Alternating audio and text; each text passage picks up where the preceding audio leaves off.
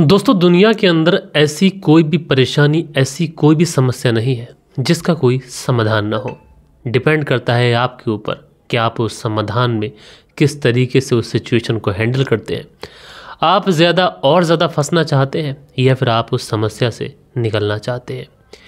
लेकिन दोस्तों, कई बार ऐसा होता है, लोग समस्याओं में फंस जाते हैं और उसकी वजह से उलझ के एक ऐसा रास्ता चुन लेते हैं जिसकी वजह से पूरा का पूरा जो परिवार होता है ये तहस नहस हो जाता है। आज की कहानी के अंदर भी सेम कुछ ऐसा ही होता है। आज की कहानी के अंदर एक महिला जो कि कुछ प्रॉब्लम फेस कर रही थी और जिसकी वजह से वो अपनी प्रॉब्लम से छुटकारा पाने के लिए एक ऐसा रास्ता चुनती है जिसकी वजह से ना कि उसकी ज़िंदगी तबाह होती है बल्कि कई ज़िंदगियाँ तबाह बर्बाद हो जाती है।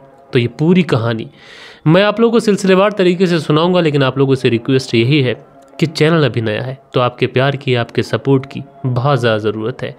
तो आप लोग वीडियो को अंत तक देखिए, सब्सक्राइब कीजिए, लाइक कीजिए और कमेंट्स कीजिए। दोस्तों, आज की कहानी की बात करें तो आज की कहानी की शुरुआत होती है उत्तर प्रदेश से। और उत्तर प्रदेश में एक जाना माना शहर लगता है प्रयागराज, जिसको पहले इलाहाबाद के नाम से भी जाना जाता था। और इसी प्रयागराज के अंदर एक गाँव आता है मलखानपुर, और इसी मलखानपुर गाँव के अंदर एक परिवार रहा करता है। इस परिवार में जो परिवार के मुखिया हैं इनका नाम है राम आश्रय। राम आश्रय के परिवार में उनकी पत्नी और बच्चे रहा करते हैं। राम आश्रय का जो सबसे छोटा वाला बेटा है उसका नाम उमेश कुमार है। उमेश कुमार जिसकी उम्र 20 से 21 वर्ष के आसपास रही होगी। बात कर रहा हूँ मैं 16 अक्टूबर साल 2025 की। और इसी 16 अक्टूबर साल 2025 को जो राम आश्रय का पूरा परिवार था शाम को साथ में खाना खाता है और उसके बाद में परिवार के जो अलग अलग सदस्य होते हैं ये अपने अपने कमरों में सोने के लिए चले जाते हैं। रात ऐसे ही गुजरती रहती है, सारे ही लोग सो जाते हैं। लेकिन जैसे ही रात के 2 बजे के आसपास का समय होता है, अचानक से राम आश्रय का जो छोटा वाला बेटा था जिसका नाम उमेश कुमार था, जिसकी उम्र तकरीबन 21-22 साल के आसपास रही होगी, उसके कमरे से अचानक से चीखने चिल्लाने की आवाज़ें आती हैं। अब जैसे ही पूरा परिवार इस उमेश कुमार के कमरे की तरफ भागता है और कमरे में जाने के बाद में जो सामने का दृश्य देखता है उसे देखने के बाद में हर किसी की चीखें निकल जाती हैं। दरअसल जो उमेश कुमार था ये अपने ही कमरे में लहूलुहान पड़ा हुआ था, क्योंकि जब परिवार वाले मुकेश के कमरे में पहुंचे थे, उमेश के कमरे में, तो उन्होंने देखा था कि उमेश का जो प्राइवेट पार्ट है ये उसके जिस्म से अलग कर दिया गया है, जो कि उसी के बेड पर पड़ा हुआ है। खून चारों तरफ बह रहा है। उमेश जो है बेहोशी के आलम में है। लिहाजा उसके बाद में परिवार वाले जो होते हैं वो सीधा सीधा उमेश को लेकर नज़दीकी हॉस्पिटल भागते हैं। लेकिन उमेश को लेकर जब हॉस्पिटल जाते हैं तो उमेश को बचा तो लिया जाता है, लेकिन ये चीज़ें बहुत ज़्यादा साफ थी कि कोई तो ऐसा व्यक्ति था जो उमेश का प्राइवेट पार्ट काट कर उसको मारने की कोशिश कर रहा था। लिहाजा उसके बाद में इस बात की सूचना तुरंत पुलिस को दे दी जाती है। अब पुलिस भी तुरंत हॉस्पिटल पहुंचती है और हॉस्पिटल पहुंचने के बाद में उमेश से पूछताछ करती है, क्योंकि उमेश जो था वो अब तक होश में आ चुका था। उमेश से पूछा जाता है कि कौन है वो जिसने तुम्हारा प्राइवेट पार्ट काटा है, लेकिन उमेश जो था ये अपना मुंह खोलने के लिए तैयार नहीं था। लिहाजा जब उमेश अपना मुंह खोलता नहीं है तो उसके बाद में पुलिस जो थी उमेश के ऊपर सख्ती दिखाती है, क्योंकि पुलिस को लगने लगा था कि ये मामला बहुत ज़्यादा करीबी है, शायद जिस वजह से उमेश अपना मुंह खोलने के लिए तैयार नहीं है। उसके बाद में पुलिस वाले जब उमेश के ऊपर सख्ती दिखाते हैं तो उमेश फाइनली टूटता है, और टूटने के बाद में जो कहानी सुनाता है उसे सुनने के बाद में ना कि परिवार वाले, ना कि पुलिस वाले, बल्कि जो कोई भी उमेश की इन बातों को सुन रहा था सब के सब दंग रह जाते हैं। दरअसल उमेश कुमार जो होता है ये पुलिस को बताता है कि उसका प्राइवेट पार्ट किसी और ने नहीं बल्कि उसकी ही सगी भाभी ने काटा है। अब इस तरीके की बातें उमेश की बतानी थी कि हर किसी की हवाइयाँ गुम हो जाती हैं, सिट्टी बिट्टी गुल हो जाती है। और आगे उमेश कुमार बताता है कि मेरी भाभी का नाम मंजू कुमारी है। मंजू कुमारी जिसकी उम्र तकरीबन 26 साल के आसपास है, जो कि राम आश्रय के सेकंड वाले बेटे की पत्नी थी, यानी दूसरे नंबर का जो बेटा था। लिहाजा जो मंजू कुमारी होती है वो भी घर पे मौजूद नहीं होती है, इसलिए पुलिस जो थी अब मंजू कुमारी को ढूंढना शुरू करती है। और फाइनली तकरीबन अगले दिन सुबह के 10 बजे के आसपास मंजू कुमारी को अरेस्ट कर लिया जाता है। अरेस्ट करने के बाद में उसे पुलिस थाने लेके आया जाता है, और पुलिस थाने लाने के बाद में मंजू कुमारी से सिर्फ और सिर्फ एक ही बात पूछी जाती है कि बताओ तुमने अपने सगे देवर का प्राइवेट पार्ट काट कर अलग क्यों कर दिया।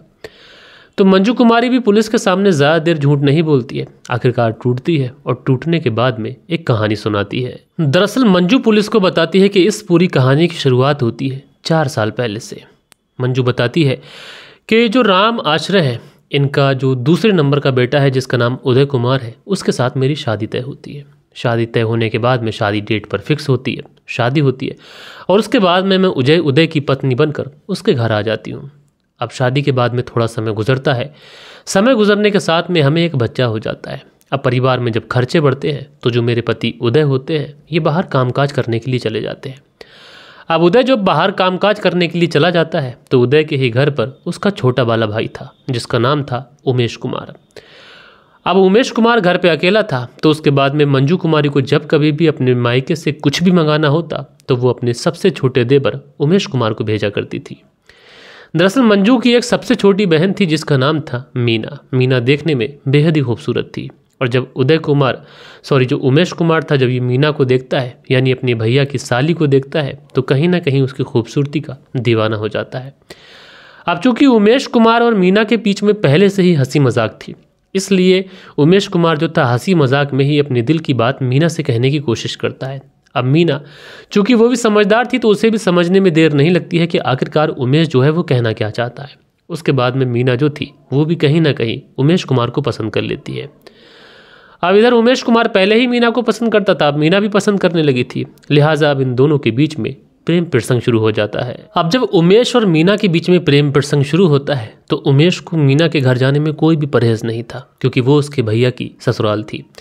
इसलिए उमेश का जब कभी भी मीना से मिलने का मन करता वो मीना के घर पे पहुंच जाता और उससे मुलाकातें करता। धीरे धीरे तकरीबन 1 साल का लंबा समय गुजर जाता है।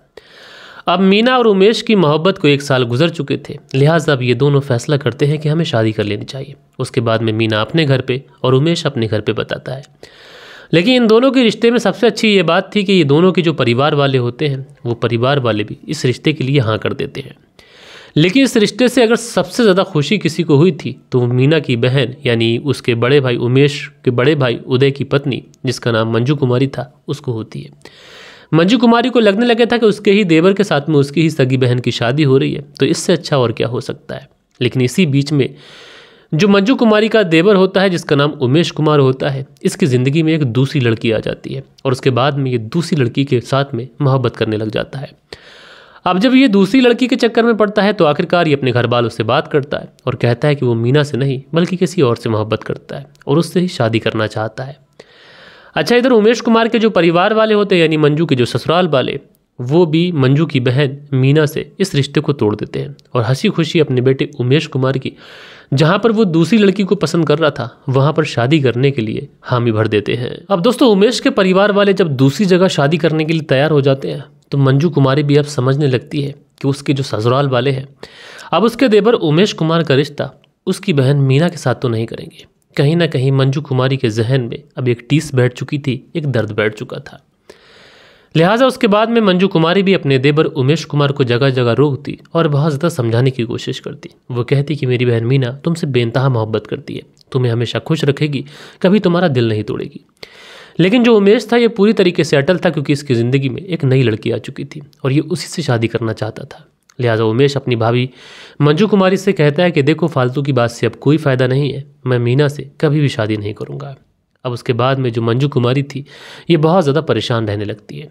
अब वो सोचने लगी थी कि चाहे मैं जो भी कुछ कर लूँ अब उसकी बहन की ज़िंदगी तो बर्बाद होने से रही।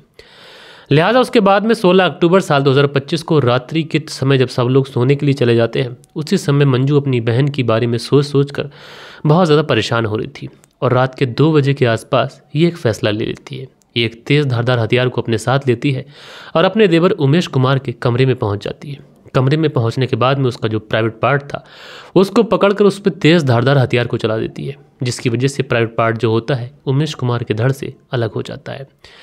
अब जैसे ही उमेश कुमार को तकलीफ होती है, दर्द होता है, वो तुरंत उसकी आंखें खुल जाती हैं और जब वो अपने सामने अपनी भाभी को खंजर लिए हुए देखता है तो उसके बाद में ज़ोर ज़ोर से चीखने लगता है। लेकिन जब तक घर वाले दौड़कर उमेश कुमार के घर में पहुंचते, जब तक जो मंजू होती है वो वहाँ से फरार हो जाती है। बहरहाल दोस्तों यहाँ पर मंजू को पुलिस ने गिरफ्तार किया, उसकी ही तहरीर पर उस पर केस दर्ज किया, उसको जेल भेजा गया। लेकिन जब डॉक्टर जो उमेश कुमार का इलाज कर रहे थे तो डॉक्टर परिवार वालों से साफ कहते हैं कि तुम्हारे बेटे उमेश की जान तो बच जाएगी लेकिन अब वो ज़िंदगी में कभी बाप नहीं बन सकता। अब ये बातें उमेश कुमार के जब परिवार वाले सुनते हैं तो उन पर तो बिजली सी कौन जाती है, क्योंकि अब उनके बेटे की जो फ्यूचर की ज़िंदगी थी ये पूरी तरीके से बर्बाद हो चुकी थी, क्योंकि अब उससे कौन ही शादी करेगा। इधर मंजू कुमारी के जो पति उदय कुमार होते हैं, यानी उमेश कुमार के बड़े भाई, वो अपनी पत्नी मंजू से यही कहते हैं कि अगर तुम्हें लग रहा था कि तुम्हारी बहन से मेरे घर वाले रिश्ता नहीं कर रहे हैं मेरे भाई का, तो तुम एक बार मुझसे बात करती, और हो सकता है अगर तुम मुझसे बात करती तो मैं इस बात का कोई ना कोई सैल्यूशन निकाल लेता। मैं दोनों परिवार वालों को बिठा के बात करता और जिससे ये रिश्ता हो जाता। लेकिन तुमने गलत रास्ता चुना, तुमने अपनी ज़िंदगी भी बर्बाद कर ली और मेरे भाई की भी ज़िंदगी बर्बाद कर ली। तो जो मंजू है शायद वो यही कहती है कि यही तो मैं चाहती थी। जैसे उसने मेरे भाई की ज़िंदगी बर्बाद की थी, अब उसकी भी ज़िंदगी बर्बाद हो चुकी है। अगर मेरी बहन अपनी आगे की ज़िंदगी में खुश नहीं रह सकेगी तो फिर वो कैसे खुश रह सकेगा किसी से शादी कर। बहरहाल दोस्तों, आप लोग इस पूरी स्टोरी को किस तरीके से देखते हैं, अपनी राय नीचे कमेंट्स बॉक्स में ज़रूर से ज़रूर बताइएगा। लेकिन दोस्तों, इस कहानी को सुनाने का मतलब किसी का दिल दुखाना, किसी को ठेस पहुंचाना नहीं है, बल्कि आप लोग को बताना है कि जल्दबाजी में इंसान कुछ तरीके के क्राइम कर देता है जिसकी वजह से एक नहीं बल्कि कई ज़िंदगियाँ बर्बाद हो जाती हैं। तो दोस्तों, मिलता हूँ मैं आप लोगों से कल के दिन किसी और स्टोरी के साथ में। जब तक के लिए अपना ख्याल रखें, देश का ख्याल रखें, परिवार के रिश्तों की अहमियत को समझें। जय हिंद, जय भारत।